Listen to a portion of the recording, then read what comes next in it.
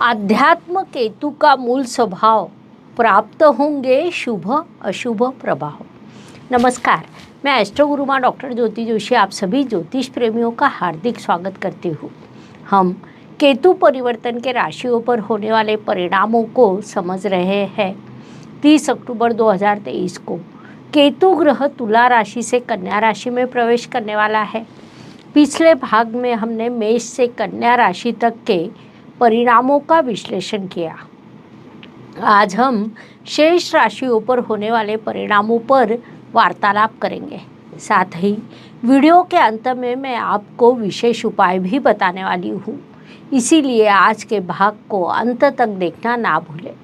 साथ ही यह शास्त्रीय जानकारी आपको अच्छी लगे तो वीडियो को लाइक एवं शेयर करना ना भूलें ताकि दूसरों तक पहुँच सके।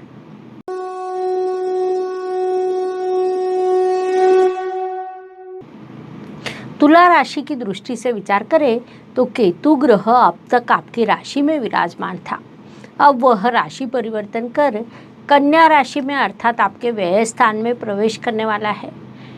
कन्या राशि का स्वामी बुध है, जो तुला राशि के लिए व्ययेश के साथ भाग्येश भी है।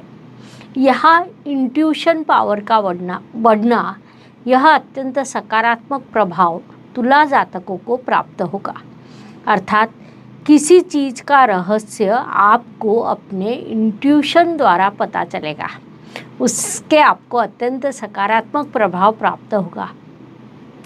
यह प्रभाव लगभग 18 महीने रहने वाला है। दूसरा प्रभाव होगा कि आपका खर्चा कारण ही बढ़ेगा। होने वाला खर्च उचित है या अनुचित है, इस पर विचार करने की आपकी इच्छा नहीं होगी, उसे आप नज़रअंदाज करेंगे। परिणाम स्वरूप कई खर्च अकारण होंगे। साथ ही जो तुला जातक विदेश में है, उनके मन में अपने देश में वापस आने की इच्छा निर्माण होगी। व्यय स्थान में विराजमान केतु आध्यात्मिक ऊंचाई बढ़ाने का भी काम करता है। इस बात को तुला राशि के जातकों ने मुख्य रूप से ध्यान में लेना चाहिए। वृश्चिक राशि की दृष्टि से विचार करें तो केतु ग्रह अब तक तुला राशि में अर्थात आपके व्यय स्थान में विराजमान था। अब वह राशि परिवर्तन कर कन्या राशि में अर्थात आपके एकादश स्थान में प्रवेश करने वाला है। कुंडली के एकादश स्थान को लाभ स्थान, इच्छा पूर्ति का स्थान कहा जाता है। ज्योतिष नियमों के अनुसार लाभ स्थान में आने वाला हर ग्रह लाभ प्रदान करने के लिए बाध्य होता है।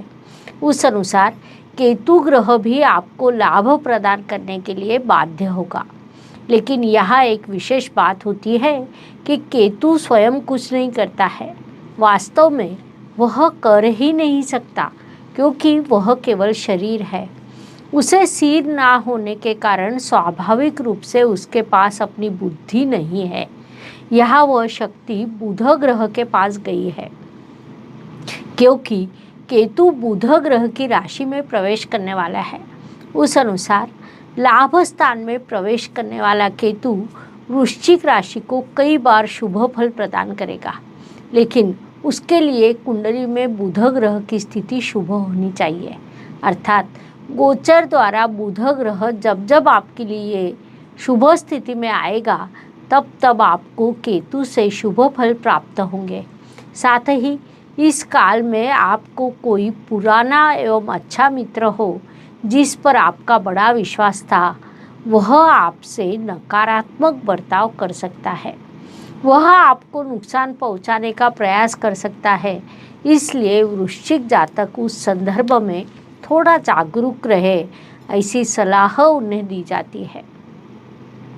धनु राशि की दृष्टि से विचार करें तो केतु ग्रह अब तक तुला राशि अर्थात आपके लाभ स्थान में विराजमान था। अब वह राशि परिवर्तन कर कन्या राशि में अर्थात आपके कर्म स्थान में प्रवेश करने वाला है। धनु जातक मूल रूप से कर्म प्रधान होते हैं। अपने लक्ष्य निर्धारित कर उस अनुसार मार्गक्रमण करने वाले लोगों की राशि के रूप में धनु राशि की विशेष पहचान है। धनु राशि प्राकृतिक कुंडली के धर्म स्थान में आती है। ऐसे धनु राशि के कर्म स्थान में अब केतु ग्रह का आगमन होने वाला है। जाने दो लेट्स गो, बाद में देखेंगे, ऐसी भूमिका वह निभाता है। संक्षेप में वह आपको कई चीज़ों से दूर ले जाने का प्रयास करता है। यहाँ धनु जातकों के संदर्भ में सबसे महत्वपूर्ण घटना होगी कि आपको अपना व्यवसाय या नौकरी को छोड़कर दूसरों की नौकरियाँ पसंद आएगी। संक्षेप में, अपना काम छोड़कर दूसरों का काम अच्छा लगेगा, क्योंकि कर्म स्थान का केतु आपको कर्म से दूर ले जाएगा। यह बात आपके मूल स्वभाव के विपरीत होगी। इसीलिए कर्म स्थान में जब केतु समान ग्रह प्रवेश करता है, तब मनुष्य की उन्नति कहीं न कहीं रुक जाती है। इस बात को पहले से ही ध्यान में लेते हुए आपके कर्म की ओर अधिक ध्यान चाहिए। अधिक से अधिक अच्छा काम करने का आपने प्रयास करना चाहिए, तभी आप उन्नति को बनाए रख सकते हैं। इस बात को धनु राशि के सभी जातकों ने मुख्य रूप से ध्यान में लेना चाहिए। मकर राशि। मकर राशि की दृष्टि से विचार करें तो केतु ग्रह अब तक तुला राशि अर्थात आपके कर्म स्थान में विराजमान था। अब वह राशि परिवर्तन कर कन्या राशि अर्थात आपके भाग्य स्थान में प्रवेश करने वाला है। मकर राशि के लिए भाग्येश बुध ग्रह होता है, जिस कारण भाग्य स्थान में विराजमान केतु से बुध ग्रह का बल बढ़ने वाला है। परिणाम स्वरूप आपका भाग्य अधिक बलवान होगा। अर्थात मकर जातक को इस केतु परिवर्तन से एक सकारात्मक प्रभाव निश्चित रूप से प्राप्त होगा। उसी समय राहु ग्रह भी आपके तृतीय स्थान में प्रवेश करने वाला है, जिस कारण राहु और केतु यह दोनों ग्रह एक ही समय पर अधिक से अधिक सकारात्मक फल प्रदान करेंगे। अर्थात कोई भी चीज़ 100% शुभ नहीं होती। उस अनुसार धर्म स्थान का केतु आपको अंधभक्त बना सकता है, झुंड का एक हिस्सा बना सकता है। झुंड जब धर्मांध के रूप में सामने आती है तो उसके द्वारा होने वाला नुकसान बड़ा होता है। अर्थात ऐसा हर मकर जातक के संदर्भ में नहीं होगा, क्योंकि उसके लिए मूल के कुंडली में केतु की स्थिति को भी देखना पड़ता है। लेकिन ऐसे होने की संभावना को नकारा नहीं जा सकता। इसीलिए मकर राशि के सभी जातक इस संदर्भ में सावधान रहे, यह सलाह दी जाती है। कुंभ राशि की दृष्टि से विचार करें तो केतु ग्रह अब तक तुला राशि अर्थात आपके भाग्य स्थान में विराजमान था। अब वह राशि परिवर्तन कर कन्या राशि अर्थात आपके अष्टम स्थान में प्रवेश करने वाला है। जैसे हमें पता है कि कुंडली के अष्टम स्थान को बाधा, समस्या, संघर्ष का स्थान कहा जाता है। साथ ही अप्रत्याशित रूप से प्राप्त होने वाला धन लाभ, पैसा, इंश्योरेंस जैसी कई चीज़ें भी इसी स्थान से देखी जाती है।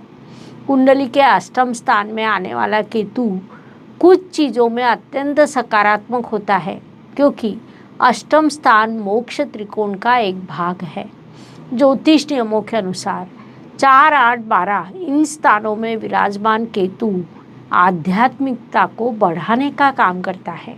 साथ ही आप संशोधन कार्य में हो तो उसमें भी सफलता दिलाता है, क्योंकि यहाँ आपका अष्टमेश बुध होने के कारण वह बुद्धि से कार्य करता है।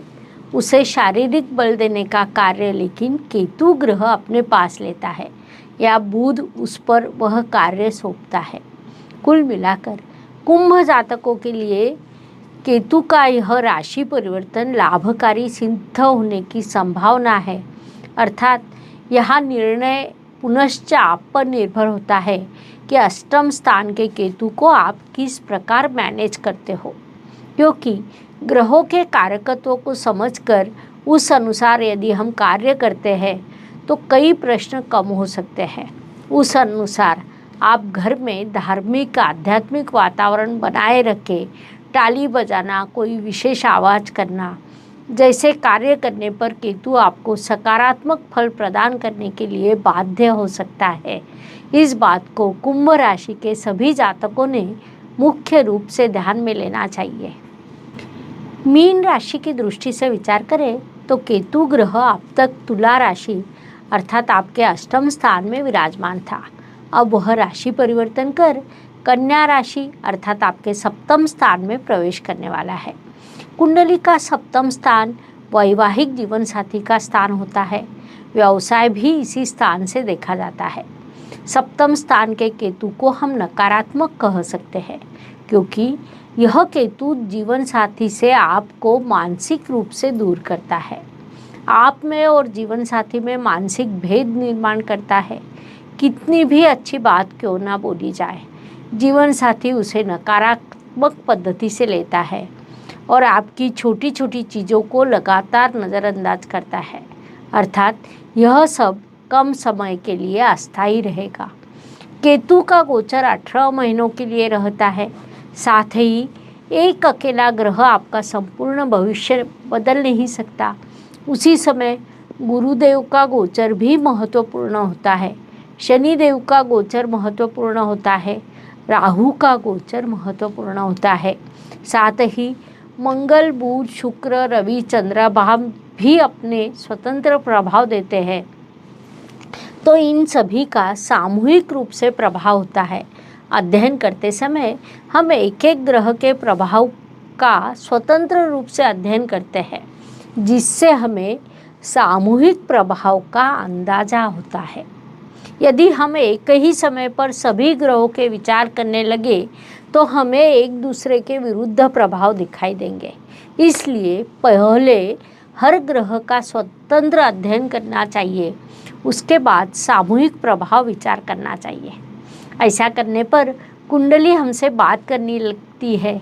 वह जातक का वर्तमान, भूत, भविष्य काल ऐसी तीनों स्थितियाँ दर्शाती है। वह सिखाती है कि कुंडली ने कैसे जीवन व्यतीत करना चाहिए, अपना विकास कैसे करना चाहिए, अपनी इच्छा पूर्ति कैसे करनी चाहिए, जीवन का आनंद कैसा लेना चाहिए। यह हमें हमारी कुंडली सिखाती है। उपायों की दृष्टि से विचार करें तो ज्योतिष शास्त्र में कई छोटे छोटे और अत्यंत सरल उपाय बताए गए हैं। हर महीने के राशि भविष्य में हम आपको वे बताते हैं। उपाय भले ही छोटे हो, लेकिन उनका प्रभाव बड़ा होता है। उस अनुसार इस केतु परिवर्तन की दृष्टि से विचार करें तो मैं राशि के अनुसार कुछ उपाय बताने वाली हूँ। वे आपके लिए लाभकारी सिद्ध हो सकते हैं, इसलिए आपने उन्हें अवश्य करना चाहिए। तुला राशि के जातकों को दूध और शक्कर के दान का उपाय सूचित किया जाता है। वृश्चिक राशि के जातकों ने दूध में केसर डालकर उसका प्राशन करना चाहिए। यह उपाय आपके लिए लाभकारी रहेगा। धनु राशि के जातकों ने गौ माता की सेवा करनी चाहिए। गौ माता को रोटी खिलानी चाहिए। मकर राशि के जातकों ने बहते हुए पानी में गुड़ और चनों को प्रवाहित करना चाहिए। कुंभ राशि के जातकों ने केसर का तिलक लगाना चाहिए। साथ ही मीन राशि के जातकों ने बंदरों को गुड़ खिलाना चाहिए। वह संभव ना हो तो बहते हुए पानी में जवस प्रवाहित करनी चाहिए। इन उपायों से केतु का यह गोचर आपको लाभकारी हो सकता है, इसलिए आपने उन्हें अवश्य करना चाहिए। इस प्रकार केतु परिवर्तन का प्रभाव समझने के लिए यह जानकारी पर्याप्त है। आज हम यही रुकते हैं। अगले भाग में हम ज्योतिष की नवीनतम जानकारी के साथ पुनश्च अवश्य मिलेंगे। यह जानकारी अच्छी लगी तो वीडियो को लाइक शेयर करना ना भूलें, ताकि दूसरों तक पहुंच सके। साथ ही कमेंट बॉक्स में हर हर ज्योतिष, घर घर ज्योतिष अवश्य लिखें। धन्यवाद। शुभम भवतु। जय ज्योतिष। ज्योतिष का अध्ययन तथा शास्त्र की शास्त्रीय तरीके से पढ़ाई करने के लिए मेरी 2 किताबें प्रकाशित हो चुकी है, उनका अवश्य लाभ लीजिए। Please like share and subscribe the channel, और हाँ, बेल आइकॉन दबाना ना भूलें। धन्यवाद।